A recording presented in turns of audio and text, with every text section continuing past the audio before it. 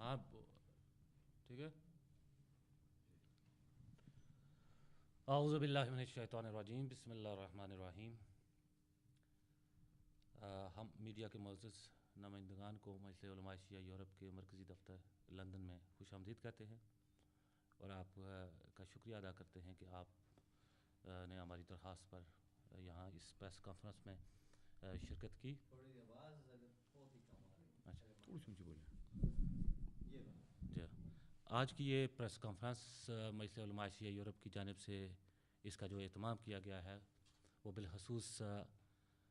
ماضی قریب میں جو دہشت گردی کے واقعات رونما ہوئے ہیں، اور واقعاً ایسے واقعات کے جو انسان جب ان کے بارے میں سوچتا ہے تو اس کا دل کانپ جاتا ہے کہ انسان اس قدر بھی گر سکتا ہے. اور وہ واقعات ہیں ایک تو سیریا میں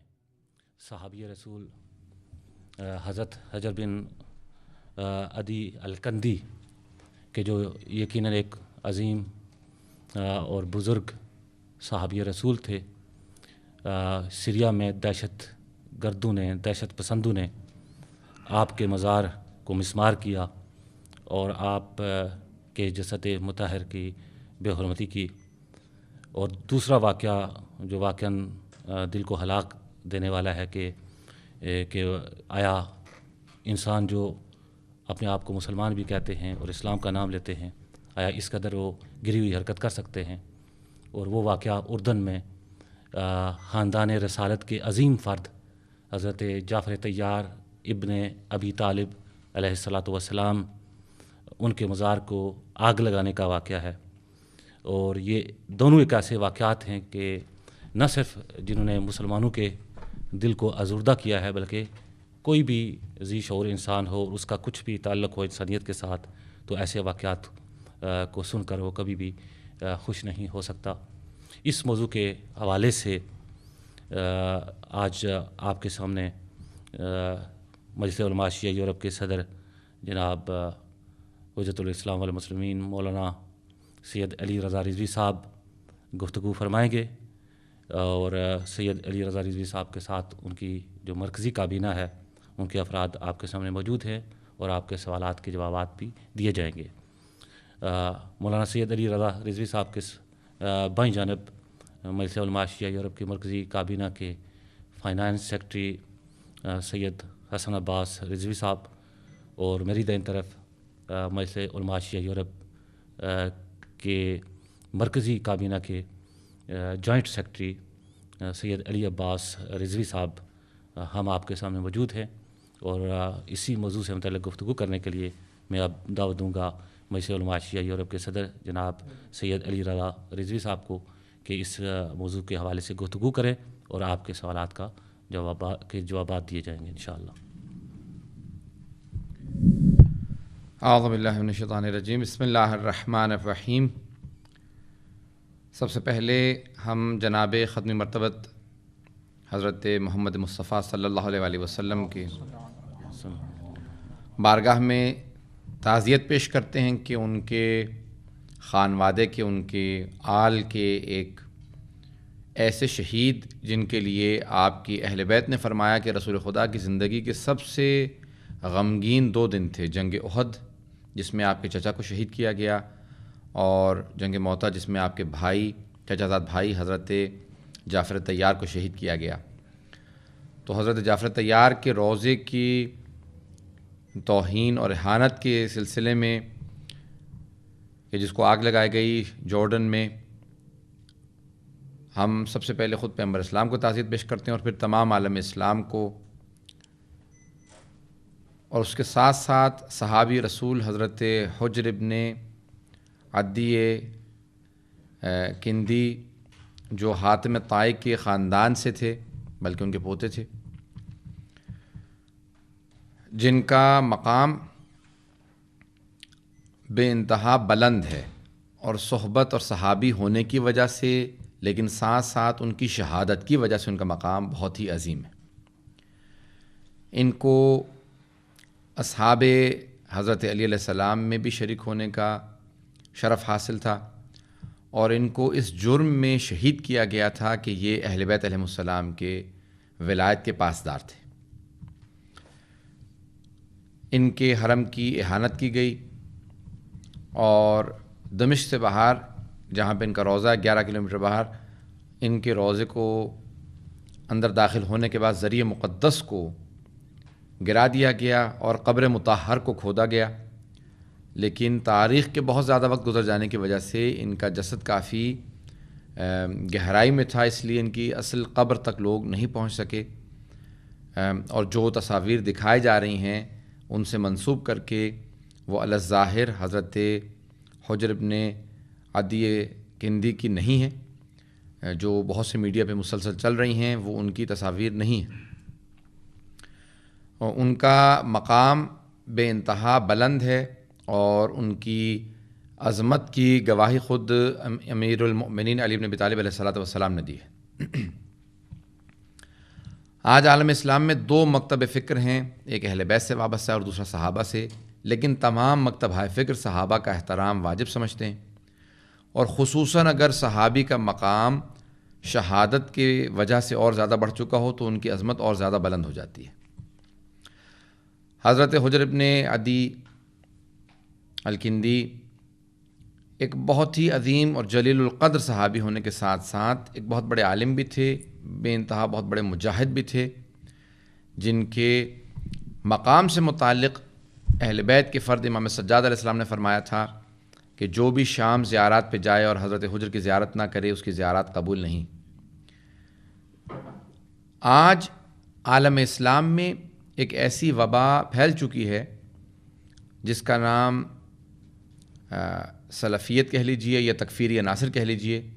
کہ سلفیت کے اندر بھی ایک خاص گروہ جس کو تکفیری کہا جاتا ہے، وہ اپنے ذہنوں میں یہ بات بٹھا چکے ہیں کہ ہمیں سارے عالم اسلام میں موجود جتنے مزارات ہیں ہم نے سب کو گرانا ہے، اور وہ اپنے بار بار بیانات میں یہ کہہ رہے ہیں کہ ہم شام میں اہل بیت علیہ السلام کے جو مزارات موجود ہیں ان کو بھی گرائیں گے، عراق میں جو مزارات ہیں ان کو بھی گرائیں گے۔ بہت سی چیزیں میڈیا میں کور نہیں کی جا رہی ہیں، لیکن نارتھ افریقہ میں موجود اہل بیت کے اور اولیاء کے، صوفیاء کے جو اولیاء ہیں ان سب کے مزارات کو گرا دیا گیا۔ لیبیا میں، مصر میں، مراکش میں، الجزائر کے علاوہ بہت سے اور مقامات پہ نارتھ افریقہ میں مزاروں کو گرا دیا گیا، اہل بیت کے اور صوفیاء کے اولیاء کے مزاروں کو گرا دیا گیا۔ شام کے بہت سے مزاروں کو گرا دیا گیا ہے، بہت سی ابھی تک خبریں کنفرم نہیں ہوئی ہیں، جیسے حضرت عمار یاسر، حضرت اویس قرنی، ان کے مزارات کے متعلق بھی خبریں پائی جا رہی ہیں کہ ان کی بھی توہین کی گئی ہے، اور کچھ لوگوں نے یہاں تک کہا کہ شاید گرا دیا گیا، لیکن کچھ لوگوں نے کہا کہ نہیں، یہ کنفرم باتیں نہیں ہیں، کیونکہ اس سے شباہت رکھنے والے اور کوئی مزارات تھے جن کو گرایا گیا۔ بہرحال یہ جو ایک سازش بہت بڑی تکفیری عناصر نے شروع کی ہے، اور بہت سے ان کے مفتیوں نے فتوے بھی دے دیے ہیں کہ مزارات گرا دیے جائیں، کیونکہ توحید سے متصادم ہیں، توحید سے ٹکراتے ہیں۔ ہمارا سب سے پہلا موقف یہ ہے کہ اولیاء کا احترام توحید کے خلاف نہیں ہے۔ ہم سب سے پہلا پیغام سارے عالم اسلام کو یہ دینا چاہیں گے کہ تمام مکاتب فکر اسلام کی اس بات پہ متفق ہیں کہ اولیاء کا احترام توحید کا انکار نہیں، نمبر 1۔ نمبر 2، برطانیہ کی حکومت سے ہمارا مطالبہ یہ ہے کہ وہ ان تمام کے تمام مزارات کی توہین کرنے والوں کی استعانت، مدد بند کر دیں، اور جو یورپی اور امریکی عناصر بہت سے باغیوں کو اسلحہ فراہم کر رہے ہیں اور ان کی ٹریننگ کر رہے ہیں، اس اسلحے کو فراہم کرنا بند کریں، اس اسلحے کی سپلائی بند کریں۔ ہم UN سے مطالبہ کرتے ہیں کہ UN اپنے چارٹر کے اندر موجود انسانی اقدار کے احترام کو برقرار رکھے اور اس کو پامال نہ کرے، خصوصاً سیریا میں جس طرح سے اولیاء کے اور اہل بیت علیہ السلام کے مزاروں کی توہین کی جا رہی ہے، اس کو رکوایا جائے۔ تیسرا، یونیسکو کے اندر شیعوں کی طرف سے کچھ ریپرزنٹیشن دی جا رہی ہیں اور وہاں پہ پریزنٹیشن پیش کی جائیں گی۔ اس کے ضمن میں ہم یہ کہیں گے کہ ہم کسی بھی دین کے، کسی بھی مکتب فکر اور کسی بھی دین کے مذہبی مقدسات کی توہین کو جائز نہیں سمجھتے، اور کسی بھی دین کی مقدس جگہوں کو مسمار کرنا اسلام کی پاسداری نہیں بلکہ اسلام کی تعلیمات کے خلاف ہے۔ چاہے وہ کسی بھی دین کے ماننے والے ہوں، ہم تمام ادیان کے ماننے والوں کے مقدس مقامات کی توہین کو جائز نہیں سمجھتے۔ جو دوسروں کے مقامات مقدسہ کا احترام کرتا ہے وہی اپنے مقامات مقدسہ کا احترام کرنا سیکھ سکتا ہے۔ ہم اپنے اس میڈیا کے ذریعے، سوشل میڈیا کے ذریعے یہ پیغام پہنچانا چاہتے ہیں تمام عالمی برادری تک اور تمام کے تمام مسلمانوں تک کہ سب کو ایک دوسرے کا صرف احترام ہی نہیں بلکہ مقامات مقدسہ کا احترام واجب سمجھنا چاہیے۔ یہ پیغمبر اسلام کی تعلیمات کے برخلاف ہے کہ ہم قبور کو گرا دیں۔ کسی بھی مقام میں نبش قبر ہر طرح سے حرام ہے۔ قبروں کا کھودنا تمام مکتبہ فکر، اسلام کے تمام مکاتب فکر کے نزدیک قبر کا کھودنا، خصوصاً اولیاء کی، شہداء کی قبور کا کھودنا حرام ہے اور گناہان کبیرہ میں ہے۔ اگر توہین ہو حد کے حرمت مومن ہو تو چاہے اس کی واجبات صحیح ادا نہ ہوئی ہوں، حد کے مومن حرام ہے، اور خصوصاً صحابی کا اور شہید کا درجہ بہت زیادہ بلند ہوتا ہے، جس کی اہانت اور توہین کسی بھی فرقے کے لحاظ سے درست نہیں۔ ہم اس پہ ایک آخری یہی بات کہیں گے کہ جتنے بھی ہمارے یہاں پہ سامعین، ناظرین ہیں اور اس میڈیا کے معزز ہمارے صحافی موجود ہیں، ان کے ذریعے ہم یہ پیغام پہنچائیں کہ اہل بیت علیہم السلام اور صحابہ کے مقدسات کی اور ان کی قبور کی توہین یہ اہل بیت علیہم السلام کے اور تمام کے تمام دیگر صحابہ کے ماننے والوں کے نزدیک جائز نہیں ہے۔ انشاءاللہ تعالی ان مقدسات کا خیال رکھا جائے تاکہ دل آزاری نہ ہو اور عالم اسلام میں خدا نخواستہ ایک نئی جنگ شروع نہ ہو۔ السلام علیکم ورحمۃ اللہ وبرکاتہ۔ یہ آپ نے